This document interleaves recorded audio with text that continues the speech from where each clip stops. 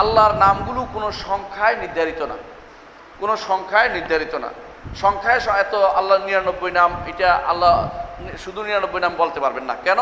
হাদিসে যেটা আসছে আল্লাহর 99টি এমন নাম রয়েছে যা দিয়ে ডাকলে জান্নাতে প্রবেশ করবে, যা দিয়ে এহসা করলে জান্নাতে প্রবেশ করবে। কিন্তু এর অর্থ শুধু 99 না।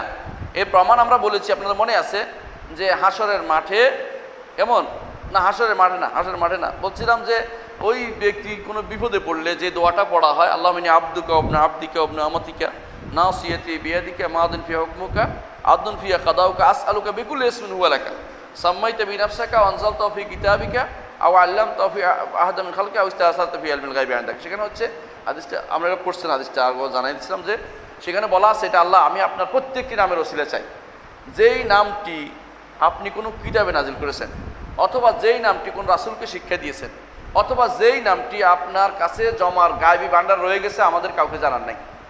এর অর্থ হচ্ছে কিছু নাম আল্লাহ কাউকে জানায় নাই। তাহলে আল্লাহর নামেরও শেষ নাই, আল্লাহর নামেরও শেষ নাই। তাহলে আল্লাহর নামও অনেক অনেক বেশি, শুধু 99টা আল্লাহর নাম নয়, শুধু 99টা আল্লাহর নাম নয়। কেউ যদি মনে করে যে আল্লাহর নাম 99 তাহলে ভুল করলো, এটা ঠিক হবে না। আল্লাহর নাম 99টা কি নয়, সীমাবদ্ধ নয়, সীমাবদ্ধ নয়, আল্লাহ সীমাবদ্ধ নয়।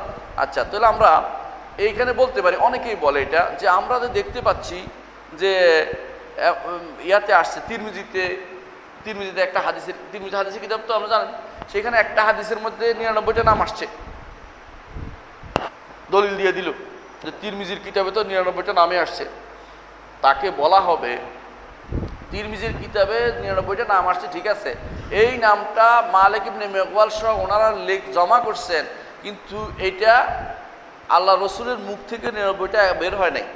ওনারা বলছেন, যখন বলছে আল্লাহ 99টা নাম রয়েছে যেগুলি দিয়ে ডাকলে আল্লাহ জান্নাতে প্রবেশ করবে, হ্যাঁ, এহসা করে জান্নাতে প্রবেশ করবে, তখন তারা চিন্তা করলো যে এই 99টা নাম দিয়ে দেয় খুঁজা, মানুষের কষ্ট হবে। তখন তারা কোরআন হাদিস খুঁজা এগুলি এখানে লিখে দিছে, কিন্তু এগুলি রাসূলুল্লাহ সাল্লাল্লাহু আলাইহি ওয়াসাল্লামের মুখ থেকে এগুলি নিশ্চিত বাণী নয়, এগুলো রাসূলুল্লাহ সাল্লাল্লাহু আলাইহি ওয়াসাল্লাম নিশ্চিত বাণী নয়। এই জন্য এই 99টা নাম যুগে যুগে পরিবর্তন হয়েছে।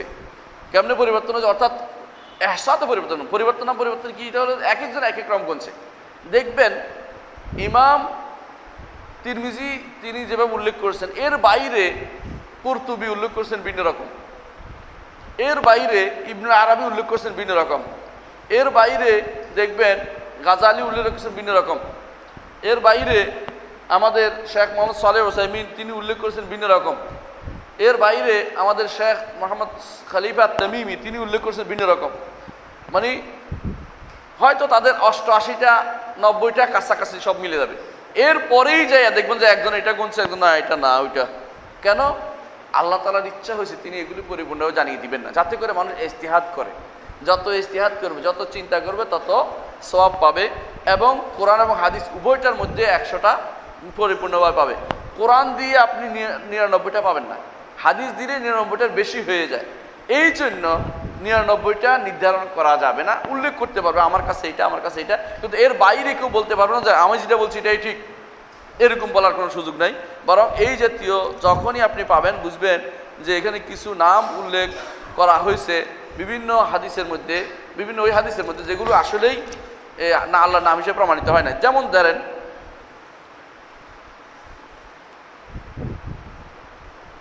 আল্লাহ তাআলা দুটি নামের কথা বলি, একটি হচ্ছে আশ-শাফি।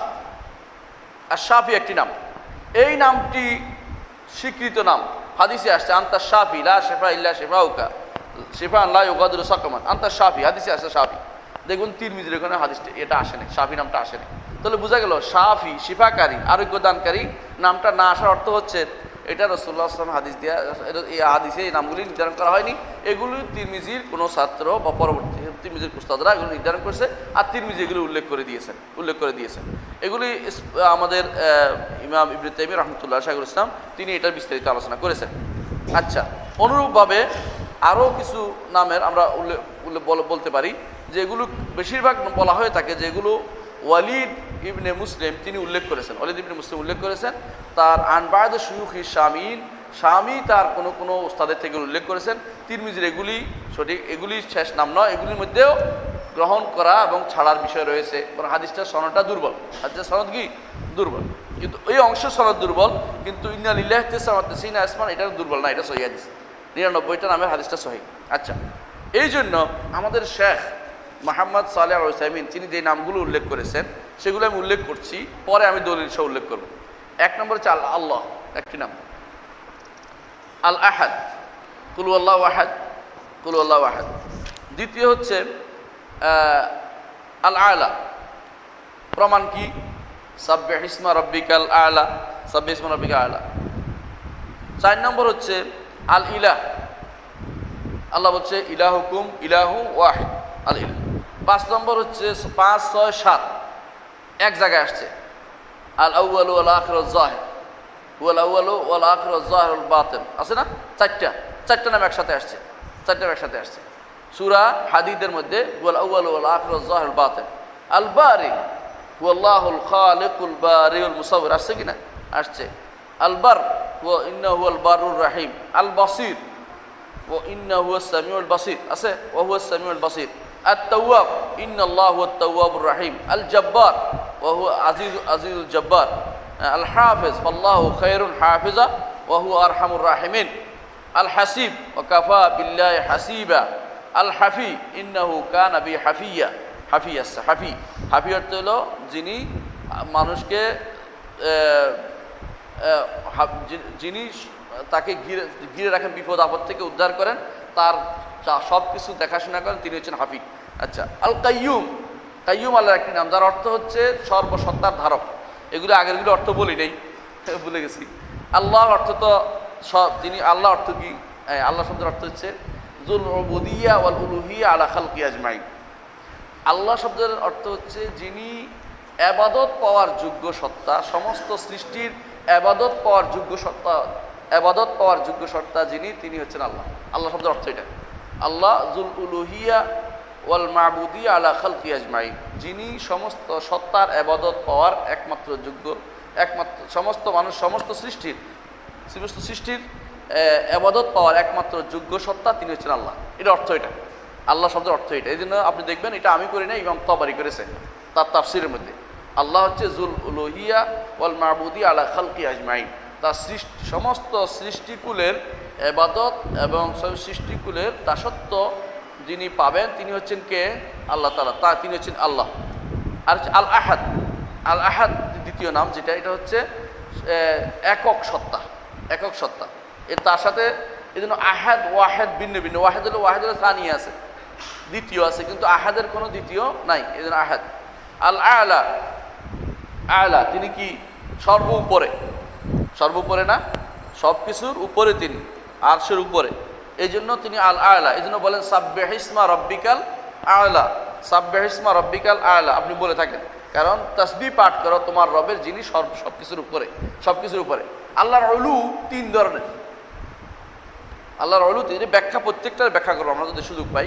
আল্লাহর উলু 3 ধরনের, একটা হচ্ছে ক্ষমতার দিক থেকে সব কিছুর উপরে, ঠিক না? আরেকটা হচ্ছে মর্যাদার দিক থেকে সব কিছুর উপরে, ঠিক না? 3 নম্বর হচ্ছে অবস্থানের দিক থেকে সব কিছুর উপরে, তিনি আরশের উপরে। 2টি জিনিস সবাই স্বীকার করে, কিন্তু আশায়ারা এবং মাতুরিদিয়ারা 3 নম্বরটা স্বীকার করে না। অবস্থানের দিক থেকে তিনি সর্বোপরে স্বীকার করে না, বলে কি বলে? তিনি সৃষ্টির ভিতরেও নয় বাইরেও নয়, তো কোথায় সেটাও বলা যাবে না, জিজ্ঞাসা কি এটাও বলা যাবে না। মানে এটা হচ্ছে এক ধরনের গোয়ার, তুমি ছাড়া কিছুই নয়, সৃষ্টির ভিতরেও না বাইরেও না। আহলে সুন্নাত জামাত হচ্ছে যে নিঃসন্দেহে আল্লাহ তাআলা তিনি স্রষ্টা, সৃষ্টি আলাদা, বাইনুম মিন খালকি, সৃষ্টির চেয়ে সম্পূর্ণ পৃথক, সৃষ্টির চেয়ে পৃথক, তার সত্তা আলাদা। কারণ যখন সৃষ্টিগুলি ছিল না তখনও তিনি ছিলেন, তখনও তিনি ছিলেন। এই জন্য ইমাম আবু হানিফা রাহিমাহুল্লাহ তার কিতাবের মধ্যে বারবার উল্লেখ করেন এটা, যে যখন সৃষ্টি ছিল না তখনও তিনি ছিলেন, তার ফিকহুল আকবরের মধ্যে উল্লেখ করেছেন। এটা এই জন্য করেছেন তিনি, তাই ওই সময় যারা অস্বীকার করতো আল্লাহ তাআলা উলুউল্লাহকে, সেটাকে তিনি এটা দিয়ে রদ করেছেন। এরপর তিনি বলেছেন, কেউ যদি বলে যে তিনি আরশের উপর আছেন, তবে জানি না আরশ নিচে কি উপরে, সেও কাফের হয়ে যাবে। কারণ নিচে থাকা আল্লাহর কোনো গুণ নয়, নিচে উপরে থাকা আল্লাহর গুণ। তাহলে বোঝা গেল এই উলু অর্থ উপরে থাকা। আল্লাহ আরেকটি নাম হচ্ছে ইলাহ, ইলাহ হচ্ছে তিনি একমাত্র মাবুদ, একমাত্র সত্য মাবুদ। আরেকটি নাম হচ্ছে আল আউয়াল, অর্থাৎ সর্বপ্রথম তিনি। আরেকটি নাম হচ্ছে আল আখির, সর্বশেষ তিনি।